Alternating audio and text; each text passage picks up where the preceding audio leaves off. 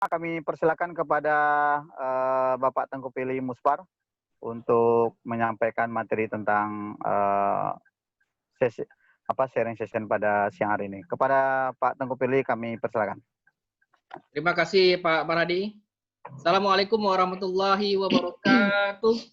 Waalaikumsalam warahmatullahi wabarakatuh. Bersyukur kita kehadirat Allah Subhanahu wa taala atas segala berkah, nikmat dan perlindungannya kepada kita, dan marilah kita bersalawat kepada Nabi Muhammad sallallahu alaihi wasallam. Allahumma sholli ala Muhammad wa ala ali Muhammad. Senang sekali kami berada di sini di forum virtual ini bersama rekan-rekan kami, dosen dari KJFD Pemasaran yang namanya sudah diperkenalkan tadi satu persatu, dan tentu bersama mahasiswa dari angkatan 2018 yang kami sayangi. Semoga forum ini bisa membawa pencerahan bagi kita semua. Baik, di sini saya tidak akan mengarahkan saudara atau menarik saudara untuk memilih konsentrasi pemasaran, karena pemasaran itu sendiri sudah menarik. Jadi yang paling penting adalah saudara jualannya kenali dulu ya. Kalau kenal, saudara bisa menjadi tertarik ataupun tidak. Jadi di sini akan banyak kami berikan pemahaman bagi saudara dalam arahan memilih. Baik, kemudian. Suaranya nggak dengar sih.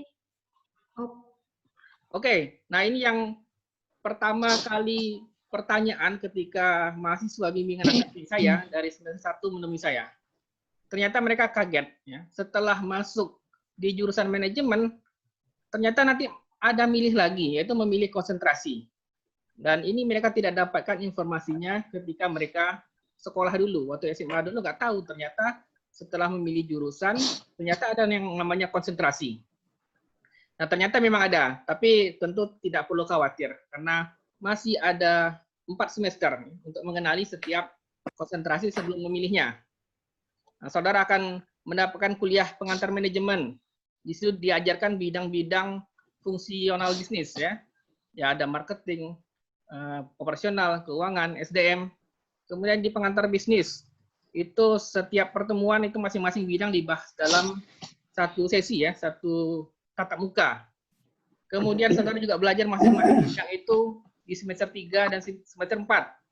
Nah, sangat banyak saudara dapat masukan untuk bisa memutuskan. Kalau masih kurang, ada forum yang dibuat oleh jurusan manajemen, yaitu forum yang sekarang ini ya, sosialisasi.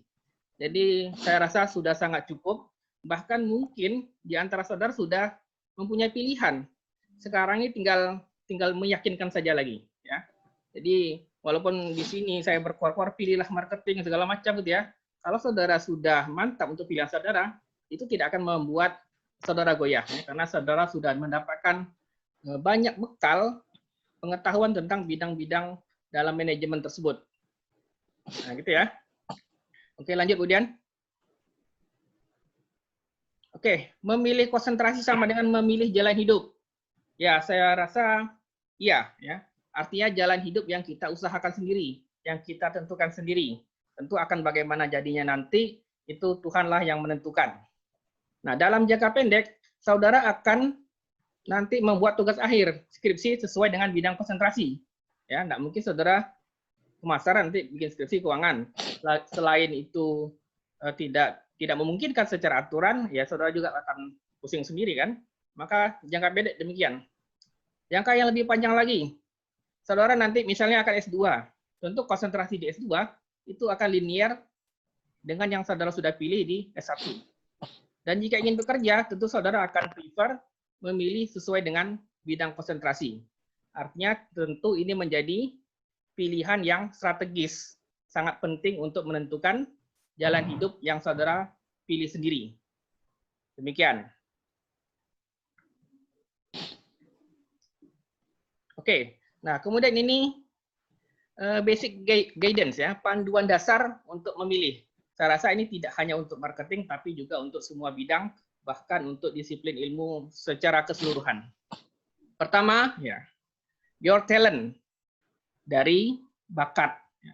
Kalau saudara punya kemampuan ya, bakat komunikasi yang baik, orangnya kreatif, kemudian punya kemampuan menuangkan ide dalam berbagai bentuk, mungkin tulisan atau mungkin dengan ungkapan lisan itu adalah talent untuk di bidang marketing.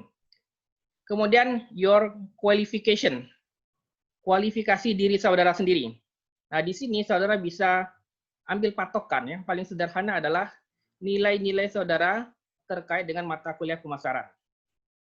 Kalau saudara manajemen pemasaran, strategi pemasaran, dapatnya cuma C+, ya saya rasa kualifikasinya kurang, ya. Karena tentu dosen sudah menilai dengan baik tentang hal tersebut, ya. Kalau saudara dapat A minus, ya, atau minimal B, gitu ya, itu sudah cukup kualifikasinya untuk memilih konsentrasi pemasaran. Kemudian passion, ya, hasrat saudara untuk pemasaran itu ada, ya. Membahas tentang hal yang terkait pemasaran, saudara sangat antusias. Tentu ini adalah panduan dasar yang sangat penting. Kemudian your future, masa depan saudara. Nah, ini adalah menentukan, ya, karena ini adalah pilihan. Nah, dari semua yang tadi yang sudah saya jelaskan tentang pilihan tentang jalan hidup. Kemudian which are available. Ya, tentu saudara memilih kalau pilihan itu ada. Dan untungnya di manajemen FEB Undri ini ada konsentrasi pemasaran. Karena saya amati juga, ya, ada beberapa kampus itu bidang konsentrasi di manajemen itu hanya 2 gitu, ya. Mungkin kampus-kampus yang kecil. Tapi ada juga kampus yang bidang konsentrasinya itu banyak. Ya. Kalau di kita 4, di kampus lain itu bisa ada lebih. Ya. Ada yang namanya manajemen informasi, manajemen strategik, manajemen administrasi, dan juga pernah saya dengan Pak Maradi di Atmajaya, di sana ada manajemen asuransi.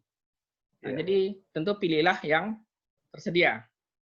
Di manajemen kita ada 4, ya saudara bisa pilih salah satu dari 4 tersebut. Oke, kemudian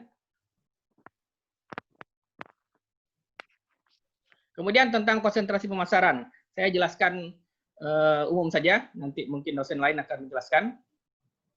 Marketing everything. Nah, dalam pemasaran, tentang semua hal yang bisa dipasarkan. Artinya, ini adalah keluasan dari bidang pemasaran sendiri, ya. Nah, sebenarnya ini kita bisa bilang produk, ya. Produk itu ya semua yang dibutuhkan orang, diinginkan orang, dan orang rela membayar untuk hal itu. Nah, mulai tadi yang disebutkan Pak Marhadi, saudara bisa menjual diri, ya. Artinya menjual potensi kemampuan saudara, kemampuan saudara. Saudara punya skill, saudara bisa buat channel YouTube, misalnya tutorial tertentu. Itu adalah menjual, ya. Kemudian tentu yang umum ya produk yang diproduksi oleh perusahaan. Jadi segalanya, ide juga bisa dijual, ya. Semua bisa dijual. Kemudian bagaimana fungsinya dalam organisasi? Nah, dalam slide saya kasih gambar. Ini adalah seorang striker mencetak gol. Nah, inilah posisi seorang pemasar dalam perusahaan. Dia adalah striker alias ujung tombak.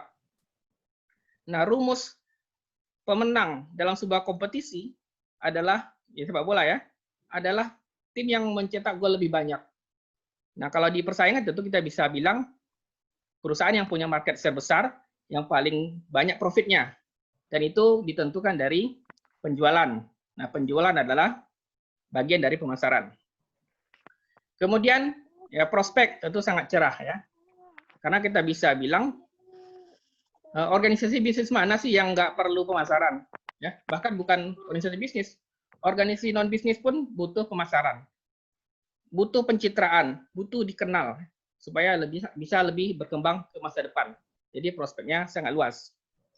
Oke, lanjut kemudian. Kemudian, nah ini untuk mengukur di saudara, ya. Saya ingin saudara memilih suatu konsentrasi itu adalah motivasi intrinsik. Motivasi itu datang dari dalam setelah saudara melihat diri saudara sendiri. Karena saudara bisa sukses kok dalam bidang apapun. Ya, yang penting saudara expert, ya, punya keahlian yang menonjol dan tentu juga bisa menjual kemampuan tersebut. Suaranya hilang. Nah, di anak pemasaran, ya tentu mereka harus suka mengamati tren. Ya, saya pribadi, walaupun saya tidak suka drama Korea, ya, tapi saya mengerti beberapa film, beberapa pemain. Ya, saya tidak suka, ya mungkin saya kurang suka lah film India, gitu ya. Tapi pemain-pemain India saya tahu, ya. Artinya kita mengamati tren walaupun kita tidak suka. Ya, karena kita tidak bisa berbicara tentang tren kalau tidak mengenal. Ya, jadi kita amati tren walaupun itu bukan hal yang kita suka atau tidak. Yang penting kita mengerti tentang perkembangan. Oke, karena inilah pemasaran, dia dinamis. Kalau kita tidak mau mengamati, maka kita ya kudet ya, kurang update. Kemudian ya tentu harus komunikatif. Karena orang pemasaran itu akan berhadapan dengan banyak orang. Ya. Jadi kemampuan komunikasi yang baik adalah sebuah kemampuan yang sangat penting. Ya. Kemudian ya out of the box, ya selalu berpikir di luar kotak. Ya, jika sesuatu itu sudah buntu, gitu ya, tidak menemukan jalan yang baik, ya kita harus berpikir dengan cara yang lain. Nah, contoh yang sekarang ya, dengan COVID ini banyak bisnis yang stuck. Maka kita tidak bisa menggunakan cara lama, harus menggunakan cara lain. Ya, sekarang mungkin tren namanya pivot ya. Kita harus tetap keluar menembus walaupun dengan cara yang bagaimanapun ya. Jadi harus dicari caranya. Nah, tentu solusi yang paling efektif sekarang adalah go online. Kemudian mesti kepo ya. Kepo ini tentu dalam artian positif. Ya, kita bukan kepoin orang ya, tapi kepoin fenomena. Ya, kepoin fenomena. Knowing every particular object. Ya, saudara harus rajin mengamati sehingga saudara punya yang namanya critical thinking, berpikir secara kritis terhadap fenomena yang saudara lihat. Ya, utamanya tentu fenomena bisnis dan pemasaran. Nah, saya kasih contoh misalnya ya. Kenapa sebuah perusahaan ya bisa menjual 3 keping biskuit dengan harga 500.000? Nah, kalau saudara punya pikiran kritis, saudara pasti akan bertanya mencari penyebab. Karena kalau menurut saya selalu ada alasan rasional untuk tindakan irasional dari seorang konsumen. Meskipun saudara juga tidak habis pikir untuk hal itu, ya, tapi tetap ada penjelasan-penjelasan yang cukup rasional. Nah, banyak fenomena yang lain ya. Ada juga ya sandal karet ya. Perusahaan penjual sandal karet itu bisa 3 lantai antriannya ya. Di mall dia dibuka toko, panjang antriannya bisa 3 lantai, hanya menjual sandal karet ya. Dan tentu banyak cerita tentang launching produk yang diminati konsumen sampai orang mau bermalam ya di depan toko. Nah, itu adalah hal-hal yang secara kritis harus kita nilai. Kemudian IT literate. Nah, perkembangan pemasaran ke sekarang ya tentu pada digital ya, digitalisasi. Dan saya rasa ini hal yang akrab buat saudara ya. Saudara adalah generasi Z ya, lahir di atas tahun 95. IT ini adalah kehidupan saudara, bahkan sejak saudara lahir pun ya, itu sudah cukup baik berkembang hingga saat ini ya, makanya saudara bisa untuk ini. Dan ini akan membantu saudara ya, orang sering mengasumsikan ya, pemasaran itu susah, nanti suruh jualan. Nah, kalau zaman sekarang dengan kemampuan IT, digital marketing, itu menjadi lebih mudah. Ya. Jadi menjual itu tidak pontang-panting lagi, tapi posting. Ya, jadi lebih banyak posting ya daripada saudara harus direct marketing gitu ya, mendatangi satu perusahaan ke perusahaan lain. Ya, tidak demikian lagi sekarang ya. Dan tentu ini hal yang menarik buat saudara ya. Saya yakin saudara sudah akrab dengan ini ya. Dan ini yang membuat saya yakin ya kecenderungan untuk generasi Z ya seperti saudara ini punyalah preferensi ke pemasaran. Kemudian kita lanjut kemudian.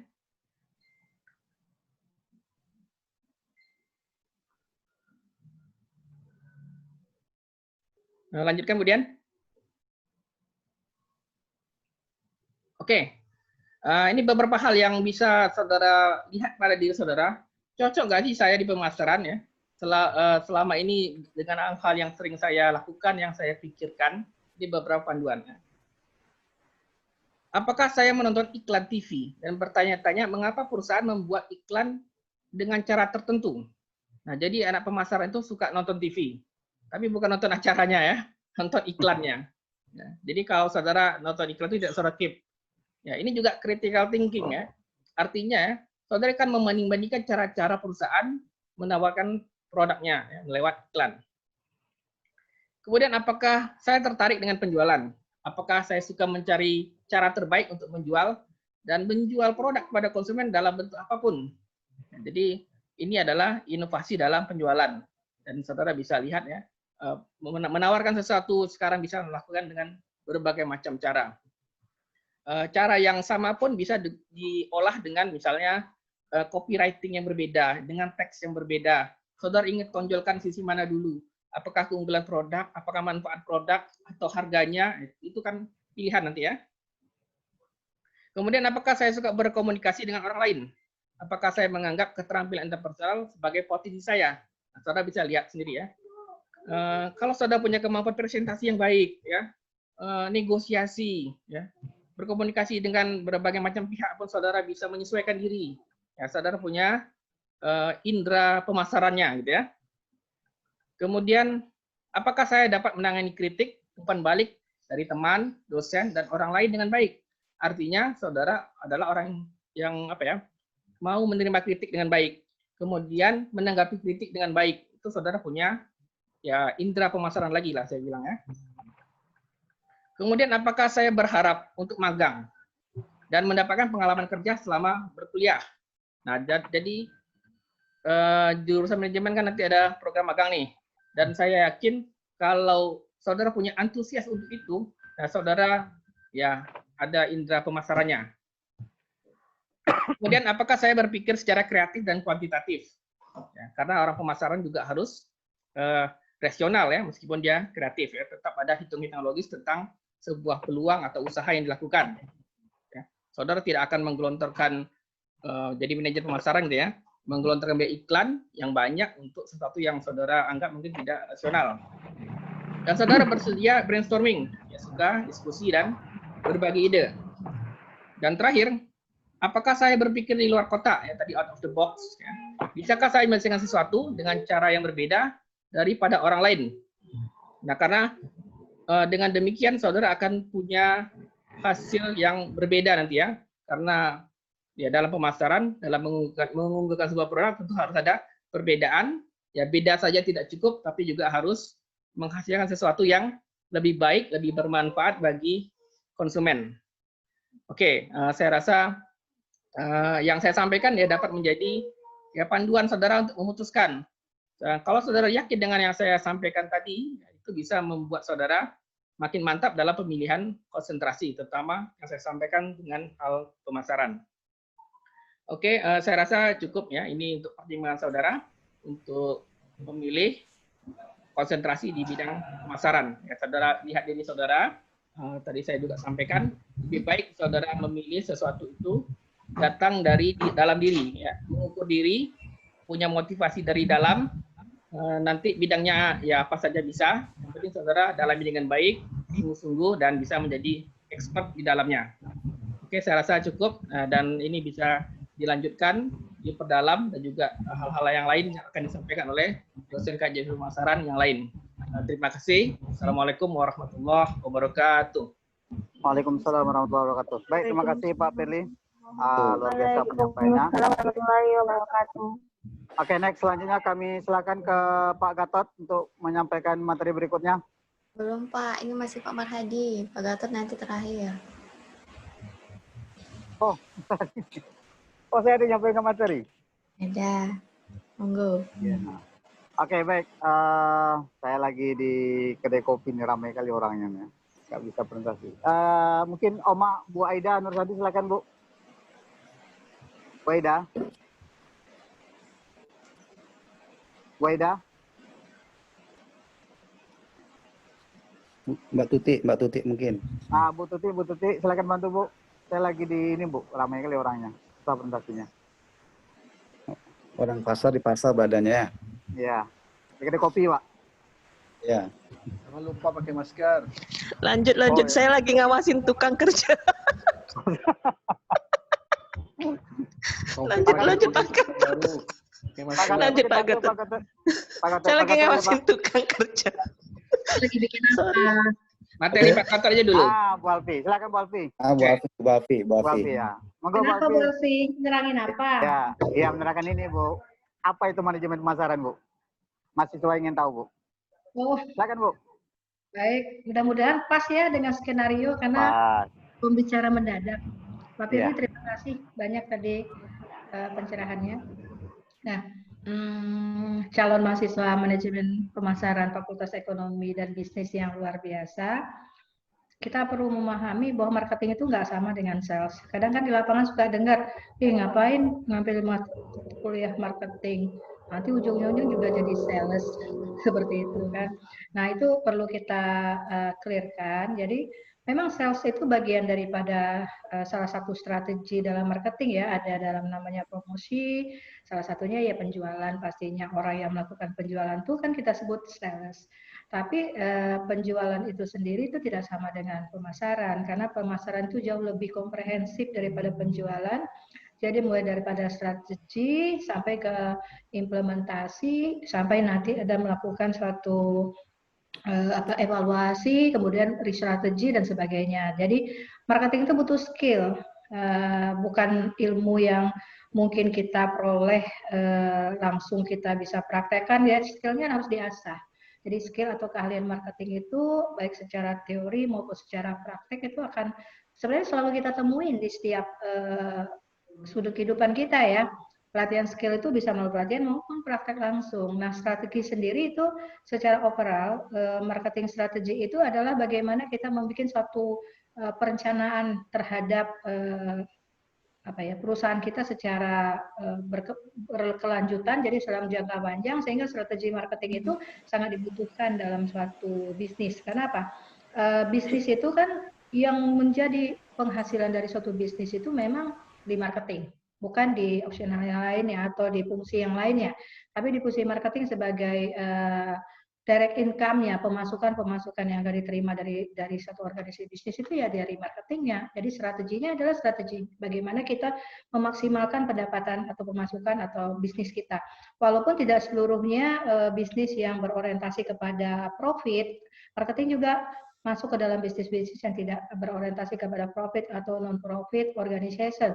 Yang jelas di sini dengan kita mempelajari ilmu marketing atau ilmu pemasaran, kemudian mengetahui bagaimana kita bisa merencanakan suatu bisnis dengan baik, itu poinnya sangat krusial sekali adalah bagaimana kita untuk bisa memberikan kinerja terbaik bagi perusahaan kita, itu menjadi tanggung jawab luar biasa dari marketing strategi yang kita bangun.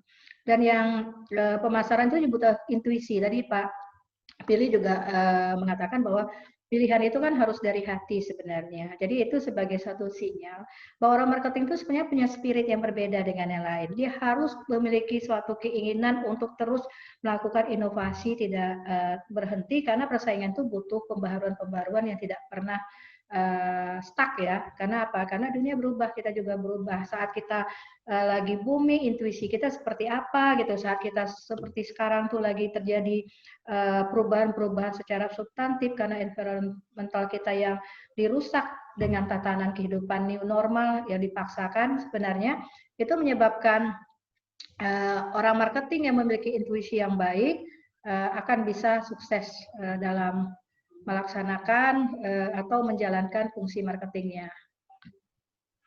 Maaf ini agak ada trouble, nggak muncul dia. Baik, Dian itu nggak kebaca slide-nya, saya ibunya nggak kebaca slide. Slide berikutnya apa ya ini? Maaf nggak kebaca, saya hanya sampai oke, kembali lagi. Baik, selanjutnya tadi udah ada intuisi kan. Nah pertanyaannya ini ada poin yang pertama, apakah kamu lanjutkan? Nggak ada tulisannya, nggak kelihatan. Jadi intuisi itu adalah sesuatu yang sebenarnya menjadi penggerak di dalam diri seorang marketer. Bagaimana dia melihat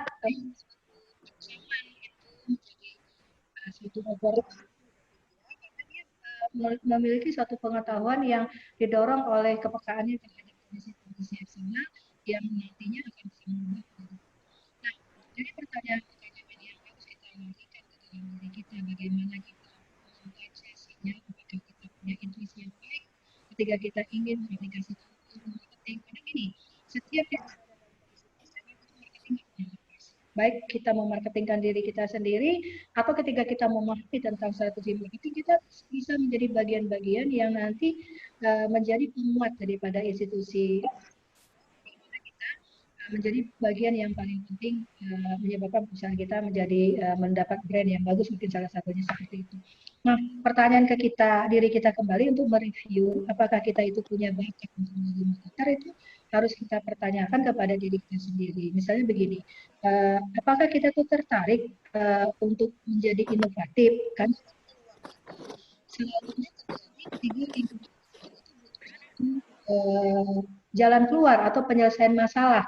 Penyelesaian masalah itu adalah sesuatu yang harus dicari dengan cara yang inovatif. Kenapa? Karena kalau itu saja, artinya apa? Kita hanya memperbanyak tawaran produk yang sejenis. Kalau kita memperbanyak tawaran produk yang sejenis, bisa sebenarnya. Tetapi ketika kita ingin menjadi seseorang yang memang memiliki talent marketing, harusnya kita bisa berpikir out of the box ya. Nah, kalau ini yang ada, saya supaya bisa masuk ke pandangan orang menjadi sesuatu yang berbeda itu, inovasi seperti apa? Tentu dengan melihat peluang yang memang terbuka di depan kita, kita nggak tahu ya, seolah-olah semua aman-aman saja. Padahal di kondisi seperti COVID sekarang, peluang bisnis itu luar biasa. Apalagi bagi orang-orang yang punya talent marketing,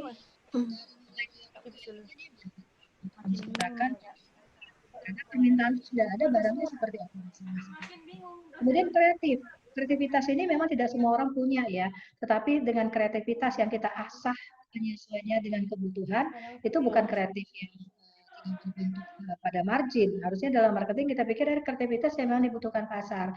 Ada nggak butuh kreatif? Ya, kreatif pasti ada, karena produk ada dua, ada inovatif, itu ada juga produk yang betul-betul produk yang original ya, inovatifnya, tapi semua butuh kreativitas. Nah, kalau dalam marketing kita mengembangkan ide tentu saja sesuatu yang punya nilai jual ya di pasar, karena kalau marketing tanpa closing is nothing kan, seperti itu. Jadi makanya nanti dalam konsultasi marketing kita akan dorong juga, terutama hubungannya dengan kewirausahaan, karena itu memang perlu diasah skillnya. Jadi kita berharap nanti mungkin di jurusan kita punya sesuatu yang berbeda ya Pak Marhadi ya, bagaimana kita mendorong link antara mata kuliah marketing yang memang cocok untuk menjadi sesuatu yang bisa membuktikan kita punya skill yang terasah dan diterima oleh pasar. Kemudian kekinian, nah, ini kekinian kita sekarang, jadi saja kita online banyak sekali webinar-webinar yang ada itu kekinian ya, kekinian tapi punya nilai apa tidak. Nah, kalau Pak Firly tuh ahlinya di situ tuh, kekinian tapi segmennya jelas, targetnya jelas, kemudian kan betul-betul solutif. Nah, seperti itu yang akan ditemui dengan dosen-dosen marketing ya, yang memang pelaku-pelaku dalam hal yang berhubungan dengan pemanfaatan. Nah, jadi kalau jawabannya iya, cocok banget nih milih konsentrasi pemasaran. Terus kalau saya tidak inovatif, belum tahu kan kita tidak inovatif. Barangkali kita pernah follow review, oh saya pernah ada masalah ini terus ada jalan keluar. Kita berharap mahasiswa tuh lebih banyak melakukan self assessment kepada dirinya. Kira-kira dunia ini kalau stuck di mana? Rata-ratanya orang yang sukses itu orang yang inovatif. Orang-orang yang melihat bagaimana dia bisa menciptakan sesuatu yang pasar butuh, dia bisa menciptakan jauh lebih baik daripada kompetitor yang lainnya. Oke, Bu Dian, next. Masih ada? Halamannya berikutnya? Ya, jadi kalau kita sudah review, nah ini masih saya atau Pak Marhadi nih? Halo? Siapa lagi? Masih terus ya? Baik, mata kuliah konsentrasi pemasaran, itu kita akan pelajarin apa? Nah, pertama perilaku konsumen. Nah, perilaku konsumen ini adalah bagaimana kita melihat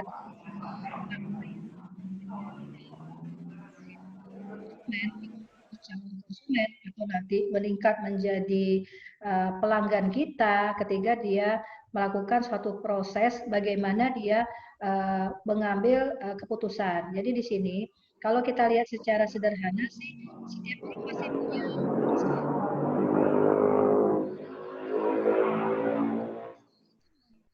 mengikat kepada sesuatu yang dia butuh solusi dan bersedia untuk melakukan transaksi terhadap masalah. Jadi kita lihat bukan masalah-masalah secara overall itu semua akan menjadi perilaku konsumen, tapi perilaku konsumen ini kita fokus bagaimana dia membuat suatu proses pengambilan keputusan sehingga dia menyadari adanya masalah dia dan menganggap kita sebagai solusi untuk bisa menyelesaikan masalahnya dan dia bersedia untuk mengeluarkan uang ya, mengeluarkan daya belinya kepada produk-produk yang kita tawarkan jauh lebih baik daripada dia mau mengeluarkan daya beli untuk produk-produk lainnya. Jadi kita merupakan pilihan yang cocok bagi segmen yang mungkin kita sudah pahami dengan strategi pemasaran. Jadi pemasaran itu menyebabkan kita bersaing itu fokus ya, karena segmennya kita sudah atur dalam strategi kita.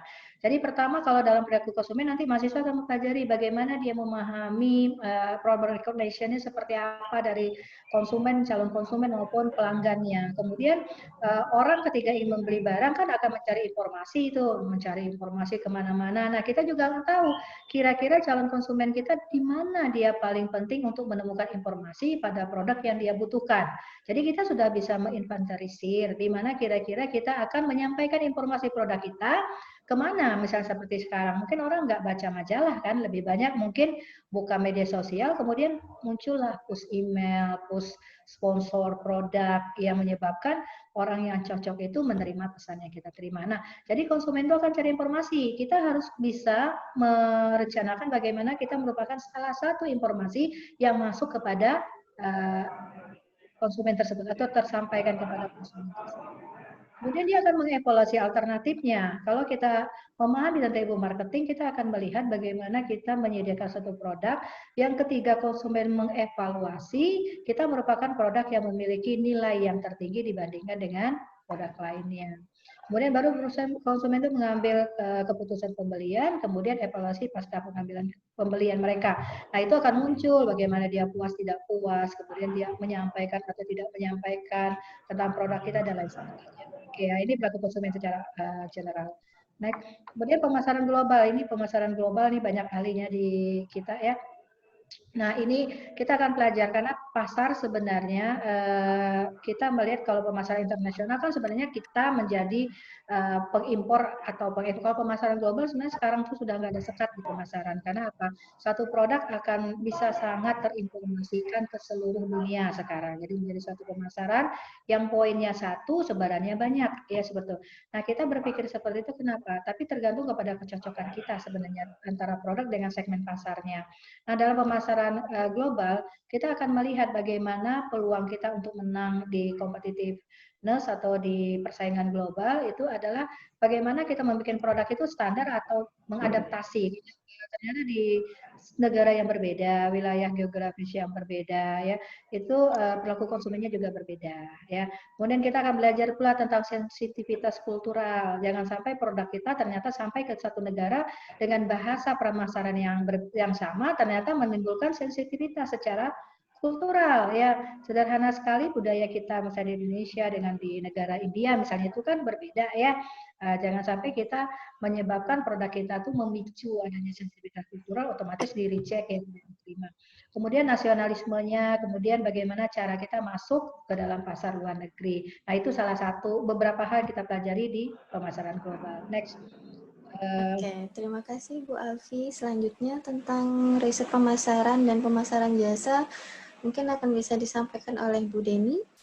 Halo Bu Deni. Terima kasih Bu Dian. Terima kasih Bu Alfi. Halo Bu Deni.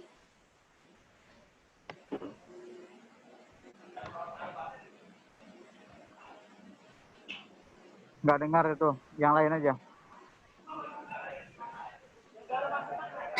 Bu Heni ya. Ya. Oke, saya jelaskan tentang riset pemasaran aja ya. Oke, baik. Silakan Pak Marhadi. Oke, jadi di antara mata kuliah di konsentrasi pemasaran itu adalah tentang riset pemasaran. Nah, jadi nanti saudara di semester 5 itu mengambil mata kuliah metodologi penelitian. Metodologi penelitian itu akan membahas tentang mengarahkan sebagai guide Anda bagaimana ending itu adalah Anda tahu dan bisa menyusun rencana penelitian. Jadi saudara, dari beberapa tadi kajian yang kita diskusikan tentang perilaku konsumen, pemasaran jasa, kemudian pemasaran global, lalu di mata kuliah metodologi penelitian, nanti kalian akan di-guide, tapi secara umum tentang metodologi. Nah, di riset pemasarannya disajikan di semester 6. Di mata kuliah semester 6 ini, saudara nanti akan membahas tentang yang adalah outcome itu memang kita arahkan bagaimana Anda memiliki proposal. Jadi kita targetkan di semester 6 itu Anda sudah seminar proposal.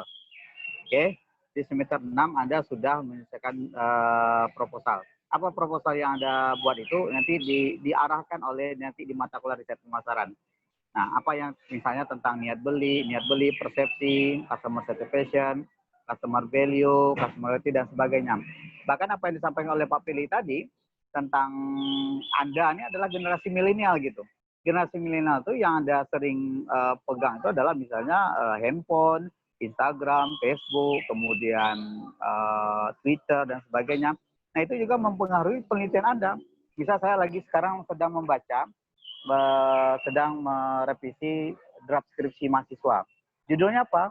Judulnya pengaruh hedonic shopping motivation dan sales promotion terhadap impulse buying melalui positive emotion sebagai variable intervening di Instagram.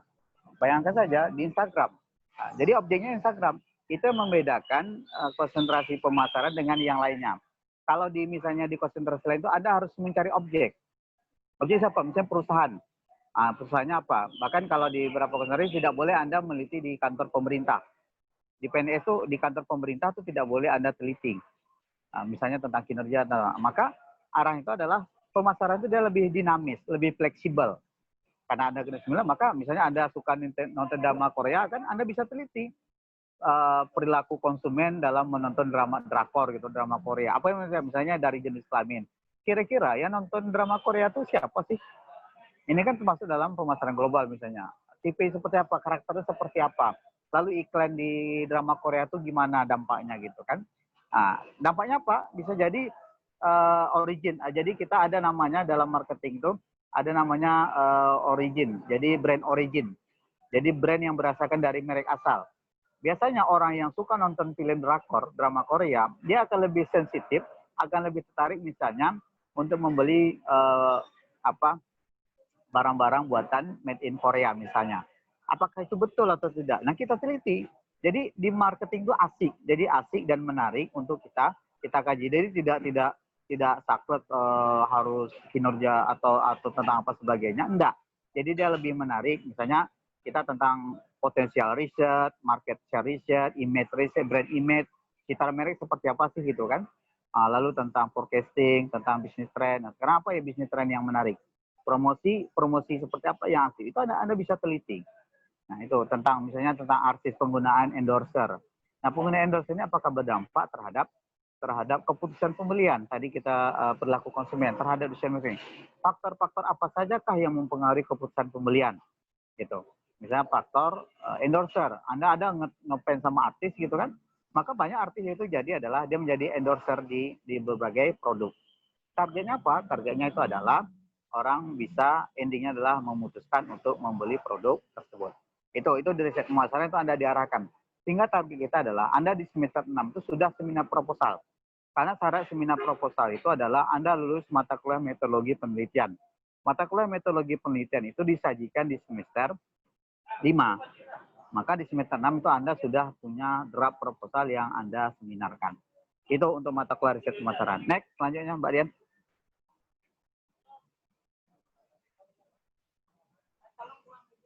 Oke, Mbak Dian, selanjutnya. Slide selanjutnya.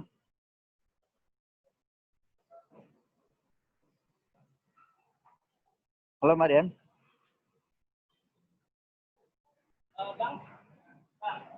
Nah, itu ya. Kemudian kita ada marketing jasa. Nah, marketing jasa ini tentang membahas tentang apa saja yang ada di marketing. Saja jasa. Jadi di marketing itu ada jasa dan ada produk. Ada retail gitu kan. Nah, itu nanti akan Anda pelajari seperti apa jasa. Jasa ini seperti misalnya untuk kepuasan, customer satisfaction.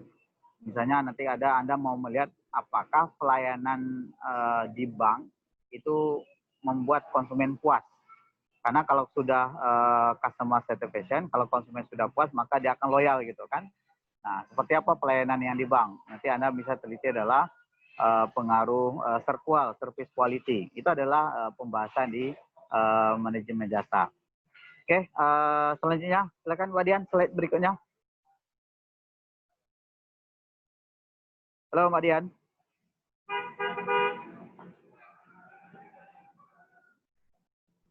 Mana dia nih?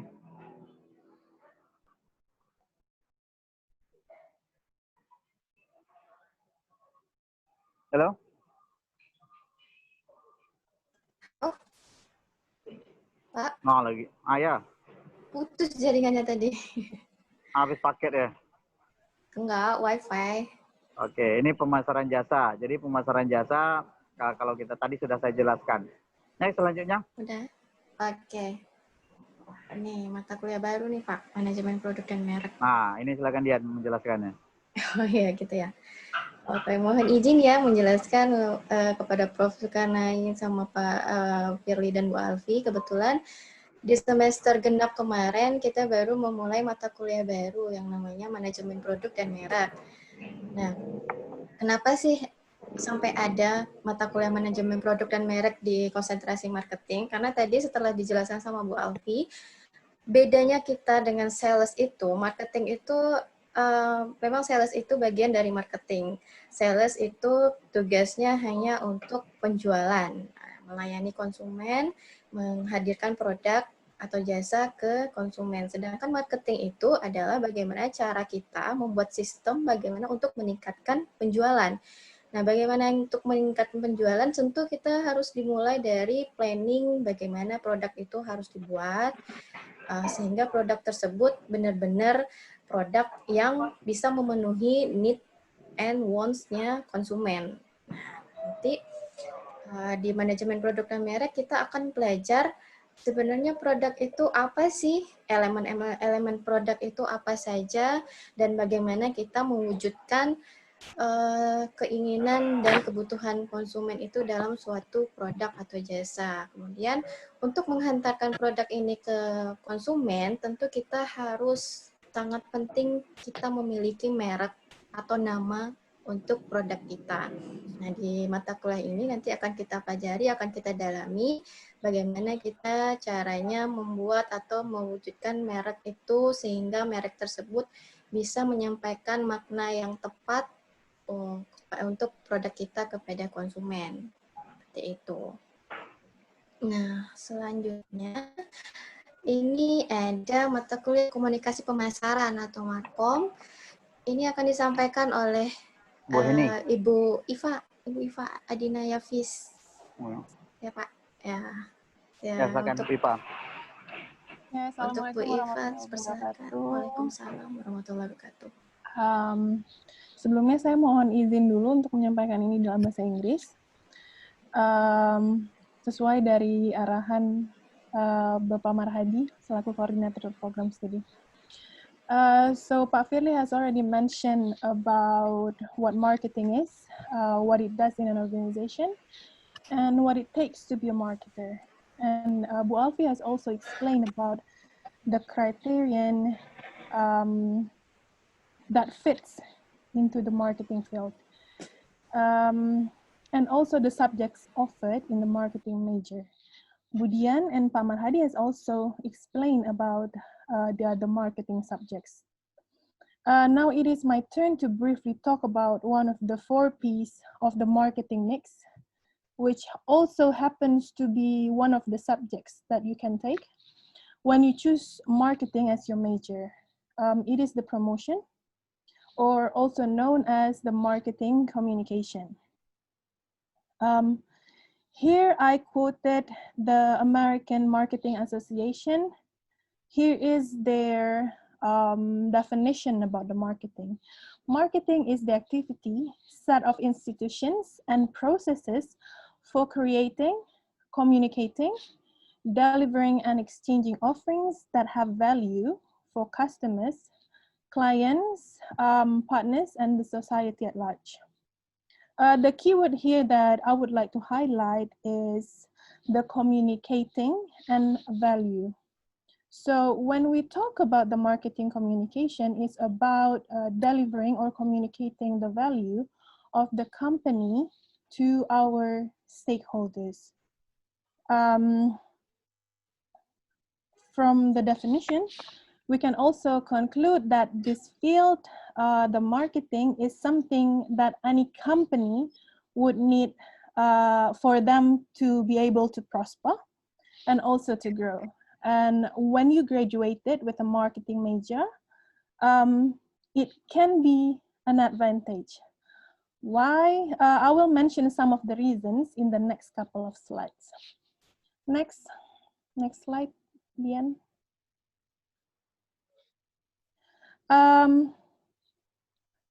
In marketing, I believe we all familiar with the 4 P's of the marketing mix, which are the product, price, place, and promotion.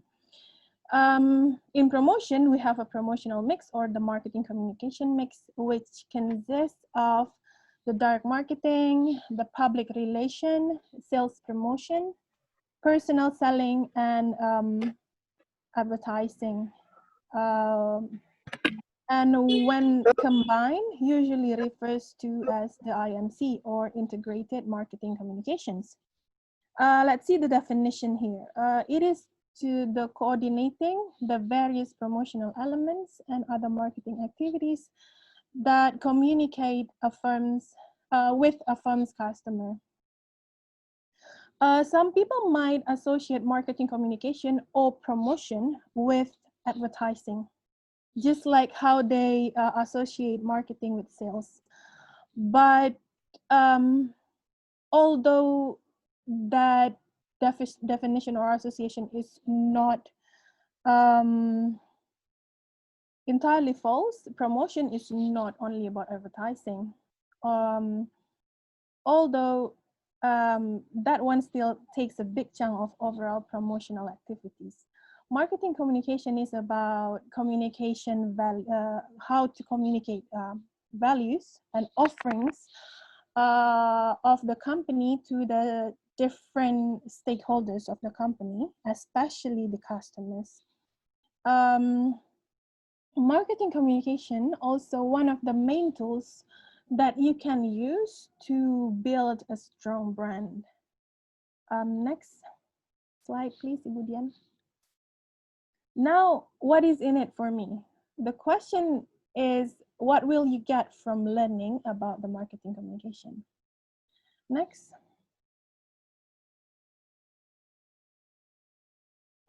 So apart from the hard skills like the content strategy, the analytics, mobile and social media marketing, which I believe will be explained by Pak Gatot later, you will also get to develop your soft skills like creativity, like mentioned by Pak Firly and Ibu Alfi, and also to be resourceful, and most importantly, to be able to communicate properly, to formulate the message, to choose the media vehicle, and to make sure that it is sent at the right timing to achieve the communication goals. Those will help you to stand out from the competition when you're going to apply for jobs after you graduate. So the skill sets that are offered and you can gain from learning about marketing communication is something that is very relatable. And you can apply in any circumstances, and it is highly demanded because every organizations need to communicate, and they need to communicate properly. Next. And last but not least, it is versatile. The skills are versatile. It can be useful on so many different settings, both in your daily life and also in the workplace. It is also needed by most industries. So career-wise, it is very promising, even for the entry levels. So as the fresh graduate, having a marketing major is quite an advantage. If you choose to work for yourself, even, you can do it too. So your window of opportunity is wide open. And it is very dynamic. Bu Alfi has already touched on this subject too. So there is zero chance for you to get bored. There is endless possibility to explore. So if you are a curious person and this is the field for you, this is a very fun playground for you to play with. I guess that's all from me. I hope it's helped. And trust me, it is fun and very interesting major if you like to explore. Saya kembalikan kepada moderator. Assalamualaikum warahmatullahi wabarakatuh.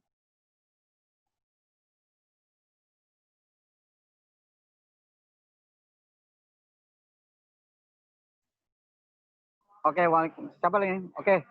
Next, selanjutnya kami minta Pak Gatot untuk menyampaikan materi berikutnya. Kita masih ada waktu 10 menit lagi, Pak. Pak Gatot. Baik, terima kasih. Ya, silakan, Pak. Ya. Baik.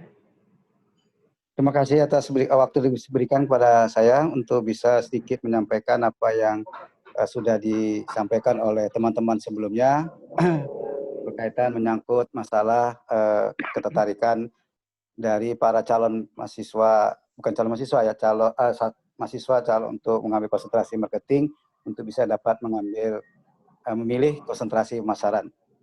Ya, pada intinya sudah banyak dijelaskan oleh teman-teman sebelumnya. Di sini saya akan memberikan sedikit tentang prospek tadi sudah juga sedikit disinggung. Aspek-aspek apa saja yang akan kita pertimbangkan, perlu dipertimbangkan atau diperhatikan mahasiswa kita untuk bisa memilih konsentrasi di dalam marketing. Menurut saya pemasaran itu adalah memang tadi sudah disampaikan marketing is everything. Dan banyak pengalaman yang saya alami yang dulu waktu S1 saya konsentrasi adalah di keuangan.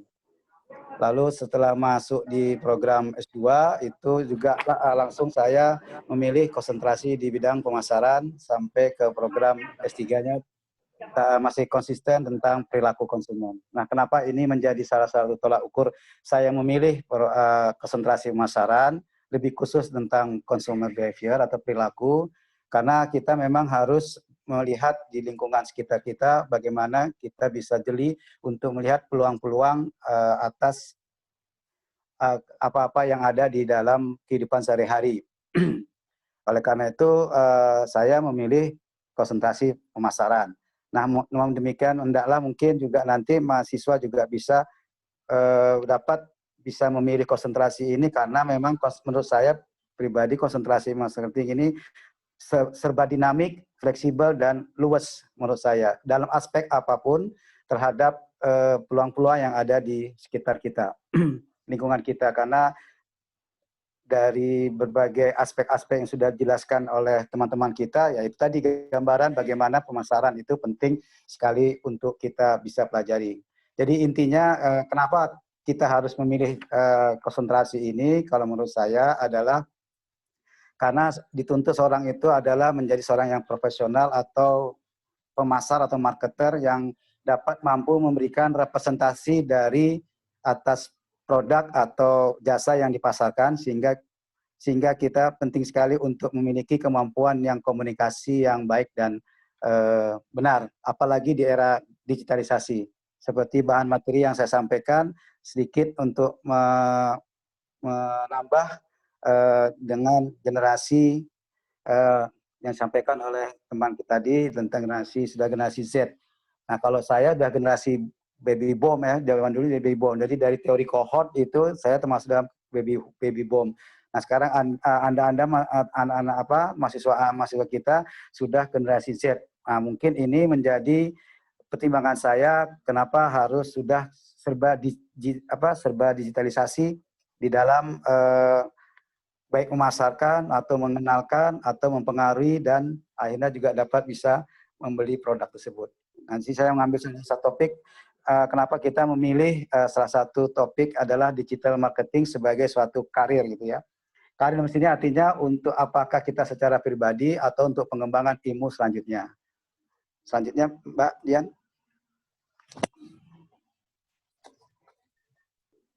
Nah ini mungkin adalah salah satu mata pelajaran atau ilmu yang perkembangannya sangat pesat sekali atau selalu berubah-ubah. Jadi kita memang dituntut seperti yang tadi sudah digambarkan oleh teman kita Pak Firly tentang bagaimana membuat basic atau panduan dasar untuk memiliki, maka kita harus bisa menyesuaikan atas perkembangan yang ada di luar sana. Nah ini juga sebenarnya juga terus terang juga saya dan juga yang lainnya mungkin Bu Alfi, Pak Mardi sendiri juga sudah belajar untuk ini yang akan kita share untuk ke depannya bagaimana membangun atau menciptakan sistem digital marketing yang ini bisa memberikan suatu suatu nilai atau suatu kemanfaatan untuk membuat suatu soft skill bagi mahasiswa kita.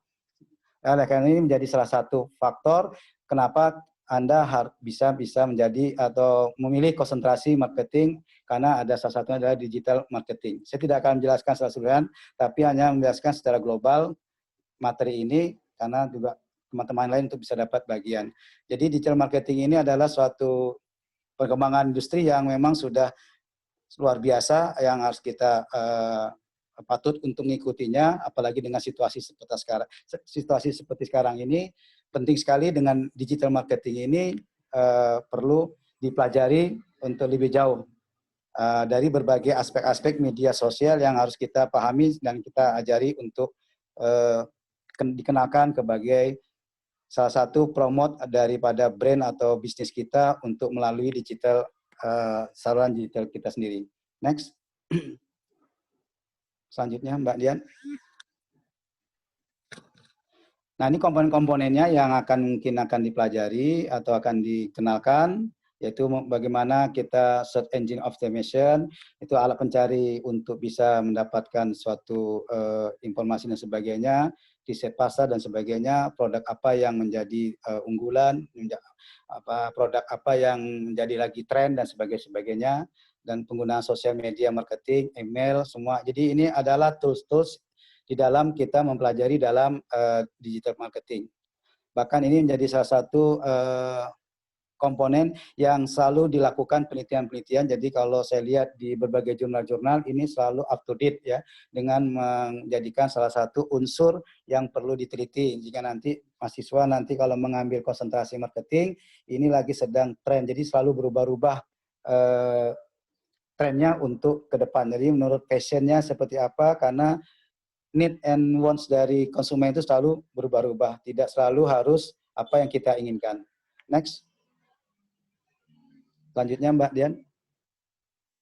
Nah, benefit-benefit keuntungan daripada kita belajar digital marketing jelas ya. Jadi kita bisa membuat suatu customer acquisition-nya, real time result-nya seperti apa. Dan sangat simple untuk dapat diukur. Jadi lalu lower cost-nya sangat rendah. Jadi kita bisa bekerja di rumah saja atau di mana saja, itu bisa selalu melakukan kegiatan proses kegiatan transaksi maupun apapun. Nah, ini yang sedang saya pelajari untuk bisa mempelajari bagaimana kita tidak memiliki gudang, tidak memiliki produk, tapi kita bisa menghasilkan sesuatu. Nah, ini mungkin juga dilakukan oleh teman kita Mas Firly tadi gitu ya. Lalu target ideal buyer-nya itu jelas akan ketahuan. Jadi ini sangat value yang sangat tinggi sekali untuk kita mempelajari digital marketing. Next. Lanjut. Nah, kenapa kita memilih digital marketing ini sebagai suatu karir? Karena memang sekarang permintaan untuk menjadi seorang digital marketing ini sangat booming sekali, sangat berkembang sekali. Bahkan saya baru kemarin membaca ada salah satu karir atau salah satu kegiatan bisnis yang tetap akan konsisten dan akan tetap berlanjut melalui dengan berbagai perubahan-perubahan, yaitu adalah dengan menguasai, salah satunya adalah tadi oleh Mas Willy mengatakan salah satunya adalah IT literate ya, IT literate. Jadi nanti salah satunya adalah yaitu menguasai digital daripada marketing. Lalu place for everyone, jadi di mana saja, di kapan saja kita bisa menjadikan satu profesi ini, tidak harus ahli dalam IT, tapi siapa saja mulai dari ibu rumah tangga, anak-anak, dewasa, orang tua, dan sebagainya bisa mempelajari tentang memilih digital marketing ini. Dan dituntut sekali tentang kreatif dan challenge, jadi tantangan-tantangan kreatif. Jadi di umur masih muda, dia sudah menjadi miliarder, seperti tadi mudah-mudahan seperti Mas Firly menjadi seorang YouTuber, karena memiliki kreativitas dan inovasi kreativitas yang cukup memadai dan penting untuk diterima di dalam tantangan-tantangan yang ada berlaku sekarang ini. Jadi sekarang sudah kita beralih dari sifatnya konvensional menjadi yang sifatnya sudah digitalisasi. Jadi mungkin mahasiswa perlu juga menguasai soft skill seperti ini, sehingga nanti ini akan menjadikan salah satu miliarder yang ke depan. Lalu growing industry jelas ya. Jadi industri-industri ini banyak sekali sudah menggunakan digital marketing atau digital business ini. Bahkan program studi yang satu-satunya di Indonesia yang ada program digital business atau marketing itu ada di Fakultas Ekonomi dan Bisnis di Unpad. Jadi kita nanti bisa lebih belajar jauh tentang program studi. Sudah menjadikan salah satu program studi untuk digital business. Next, Mbak Dian. Mungkin terakhir ya. Next aja, ini mengangkut data pasti akan memberikan suatu bagaimana spending dari media itu sangat penting, bukan sangat penting, perlu sekali kita pahami, pelajari, dan kuasai, sehingga nanti ini akan menjadikan salah satu tools yang akan kita bisa berdayakan. Lanjut, next. Nah, ini bedanya antara konvensional dan digital. Kita lihat banyak hal-hal yang bisa memberikan suatu efisiensi di dalam dan efektivitas di dalam kita melakukan strategi maupun tadi bagaimana skill, strategi, intuisi, dan critical thinking, sehingga nanti ini memberikan wacana, memberikan perubahan mindset yang sifatnya dulu tradisional, sekarang sudah harus digitalisasi.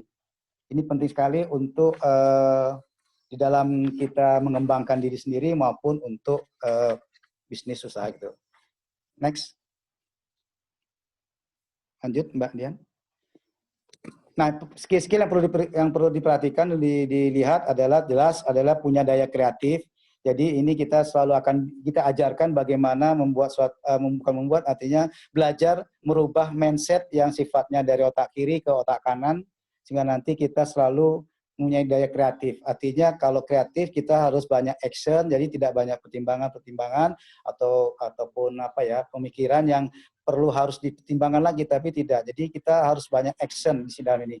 Diciptakan kreativitas yang perlu pengembangan bakat yang kita miliki, lalu suka dengan adanya problem solving, jadi selalu menciptakan masalah, jadi bukan menciptakan masalah, tapi selalu menciptakan adalah pemecahan masalah, problem solving.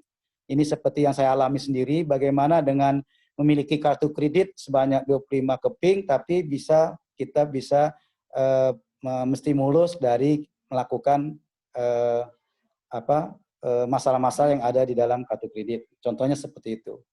Nah, ini selalu suka dengan writing, artinya suka menulis, karena pasti akan muncul, kalau daya kreatifnya muncul, maka pasti akan muncul juga ide-ide, gagasan apa yang mungkin orang sebelum dilakukan, kita sudah dahulu melakukannya.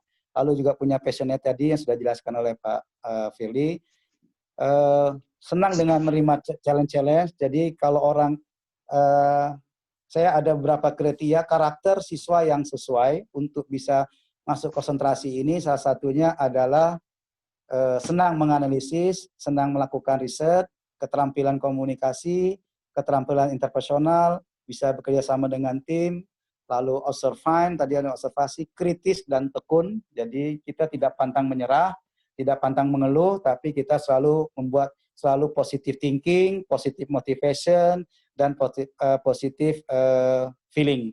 Jadi dari positive thinking, positive feeling, dan positive motivation, inilah untuk bisa kita selalu mendapat challenge-challenge baik positif maupun negatif. Kita akan menjadikan sesuatu, yaitu akan menjadi satu nilai. Lalu yang tidak kalah pentingnya adalah ini tadi, skill dalam menganalisis dari berbagai aspek pendekatan-pendekatan, apakah dari aspek teknis, aspek hukum, aspek sosial budaya, jadi lingkungan kita, jadi analisis SWOT-nya ini akan baik untuk bisa ke arah ke sana. Yang tidak kalah penting adalah good communication and technical skill. Nah, ini yang juga saya alami. Saya menawarkan A, akhirnya saya mendapatkan B, misalkan seperti itu. Ini pengalaman-pengalaman di lapangan, bagaimana bernegosiasi yang awalnya orang tidak mungkin menjadi mungkin. Nah, itu kita akan diasah di dalam pembelajaran di konsentrasi pemasaran. Apalagi dengan digital ini perlu sekali membuat pengembangan pemikiran baik secara konteks maupun konten untuk bisa membuat komunikasi secara verbal maupun non verbal, sehingga nanti ini perlu diasah lebih jauh kalau Ananda semua untuk bisa memilih konsentrasi pemasaran. Nah, ini mungkin skill-skill yang perlu pertimbangkan, sehingga nanti niat untuk bisa masuk ke jurusan pemasaran itu betul-betul lebih wow, keren. Selanjutnya. Nah, ini peluang-peluang kesempatan karir di dalam digital marketing, kita bisa menjadi digital marketing manager, mungkin nanti bisa diperbantukan di mana. Jadi banyak perusahaan-perusahaan yang meminta untuk membuatkan suatu konten dan konten dalam memasarkan produk yang dulu sifatnya konvensional, sekarang sudah sifatnya sudah digital. Lalu content marketing manager, jadi kita belajar bagaimana membuat konten-konten yang menarik di dalam aspek marketing, seperti contoh-contoh yang tampilan seperti ini sebenarnya konten-konten marketing manager untuk memengaruhinya. Lalu content writers-nya bagaimana, lalu menjadi seorang content writer, menjadi search engine optimizer, social media marketing expert, jadi ahli dalam sosial media, jadi ada Facebook Ads, ada Instagram, ada sebagainya. Nah, ini beberapa kari-kari yang sangat luar biasa, peluang-peluang di sana itu untuk bisa kita tidak hanya Anda saja, mungkin kami juga, dosen-dosen, teman-teman juga bisa menjadi seorang yang seperti yang ini, yang tampilan-tampilan ini gitu. Lanjutnya next, terakhir. Habis ya? Habis Mbak ya? Nah, demikian yang mungkin bisa saya sampaikan. Terima kasih.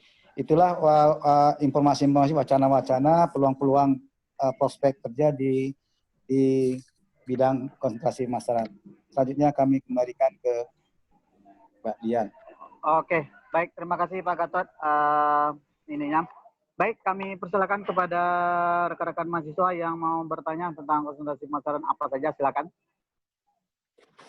Baik, silakan. Sebutkan nama dan nama. Hidupkan videonya. Silakan siapa yang mau bertanya.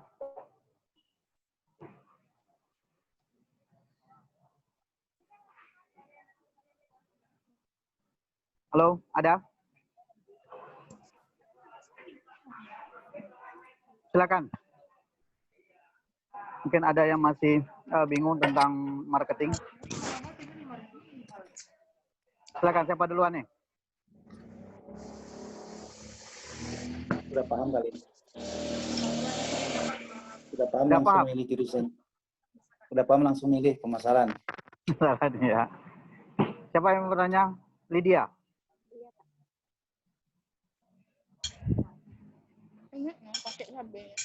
Siapa? Beda rasanya. Pratania, bukan? Lagi makan ya? Iya, makan.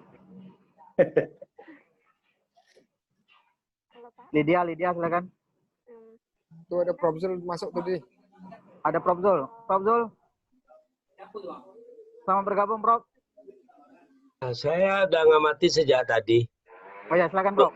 Luar biasa. Nggak ada masalah. Mungkin kasih kesempatan aja kepada mahasiswa kalau ada yang mau bertanya.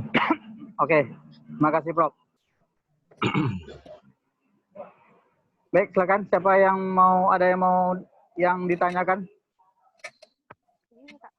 Kalau pada konsentrasi keuangan itu kan dia pengambilan datanya free ya kan gitu. Nah kalau pada konsentrasi pemasaran ini nanti pada saat pengambilan data untuk turun ke lapangan atau gimana Pak? Oh, oke. Ini judulnya Dodi Alfarisi. Ini cowok cewek sih? Namanya siapa? Lydia Yustanti Pak. Oh, Lydia Yustanti. Jadi tentang pengambilan data ya? Iya. Oke, baik. Mungkin kami silakan Pak, siapa nih ada yang mau menjawab? Bu Aida mungkin? Apakah perlu mengambil data Bu Aida?